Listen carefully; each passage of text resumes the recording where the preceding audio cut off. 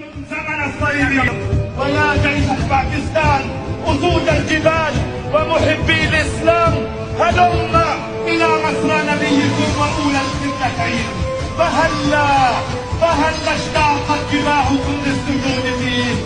ويا جيش تركيا يا أحفاد السلطان محمد الفاتح وعبد الحميد هلم إلى ساحات المسجد الأقصى فقد ضاقت برؤيتكم. ويا جيش الجزائر عشاق الشهادة وفلسطين هلم إلى أهلكم في فلسطين فإنهم يستصرخونكم. ويا جيش اندونيسيا وإيران والحجاز وباقي بلاد المسلمين هنا القدس هنا مصر نبيكم هنا أجساد أجدادكم من الصحابة العظام هنا أرضكم المباركة هلم فحرروها وطهروها.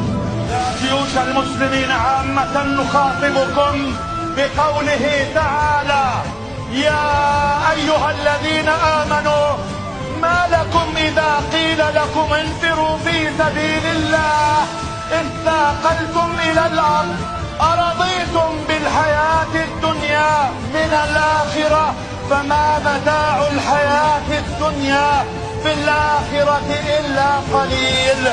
إلا